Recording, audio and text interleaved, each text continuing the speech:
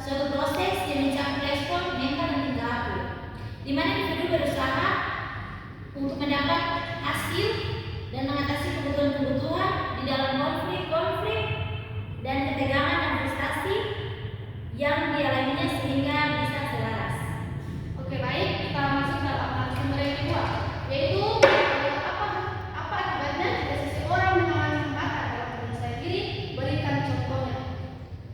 Oke, baik, penyesuaian diri adalah kemampuan individu dalam memenuhi salah satu kebutuhan atau kemampuan menerima diri serta mampu menikmati hidupnya tanpa jenis konflik atau kemampuan menerima kegiatan berpartisipasi dalam kegiatan sosial dalam lingkungan sekitarnya. Menurut para ahli, mendefinisikan penyesuaian diri perguruan tinggi mencerminkan seberapa mampu mahasiswa melalui adanya efek pada pertumbuhan contoh pribadi seseorang. Oke, baik, terima kasih kepada narasumber yang kedua. Ini kita lanjut pada baik, kita masuk pada narasumber yang ketiga dengan memiliki pertanyaan, mengapa peserta ini perlu melakukan penyesuaian diri? Baik, sebelum kita tahu bahwa mengapa peserta didik perlu melakukan penyesuaian diri, yang pertama itu karena menyatakan situasi sekolah yang dapat menyebabkan rasa tetap bagi siswa, baik secara fisik, baik secara mental maupun akademis. Kemudian siswa berusaha memahami menyeluruh baik prestasi belajar, sosial maupun aspek keluarga. Oke, baik, terima kasih. Kita kembali lagi di narasumber yang pertama dengan bunyi pertanyaan. Coba berikan salah satu contoh tentang penyesuaian diri dan permasalahannya.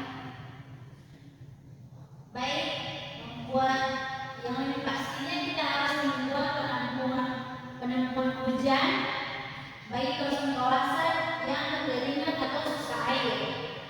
Terus membuat penghijauan atau sabuk hijau untuk mengurangi penangkaran di sekitar waduk. Oke, baik, terima kasih. Kita lanjut lagi di narasumber yang kedua dengan materi ataupun pertanyaan apa saja bentuk penyesuaian diri.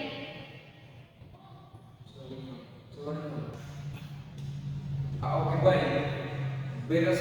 Berdasarkan pendapat para ahli, di atas dapat ditarik suatu kesimpulan bahwa ada 4 bentuk penyesuaian diri, yaitu yang pertama, penyesuaian diri personal, pribadi, penyesuaian diri sosial, penyesuaian diri jabatan atau faksional, penyesuaian diri perkawinan atau marga.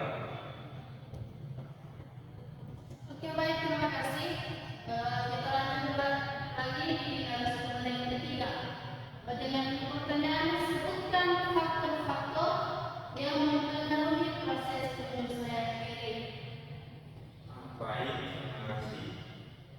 Baik, di sini saya akan sedikit menjelaskan faktor yang mempengaruhi proses penyesuaian diri.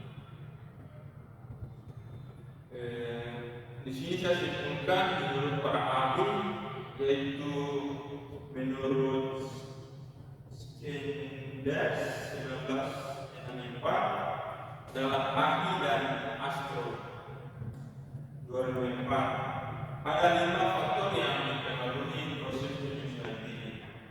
Baik, perlu kita tahu bersama. Yang pertama itu ada mempengaruhi proses penyesuaian diri pada remaja. Di antaranya yaitu kondisi fisik. Saya sedikit menjelaskan, jika kondisi fisik remaja tersebut tidaklah baik, maka itulah yang bisa mempengaruhi proses penyesuaian diri, contoh di lingkungan maupun di sekolah. Kemudian yang kedua yaitu kepribadian, dan yang ketiga proses belajar, yang keempat lingkungan dan agama serta budaya. Baik, terima kasih. Itulah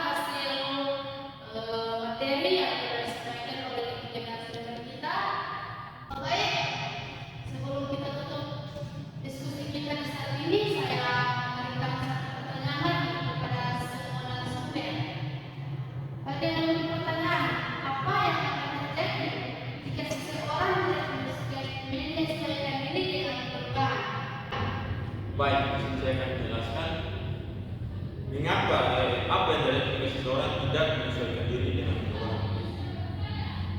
Kesulitan untuk melakukan penyesuaian diri tersebut bisa menimbulkan kebingungan, kecemasan, ketakutan, dan frustasi bagi individu dan masyarakat.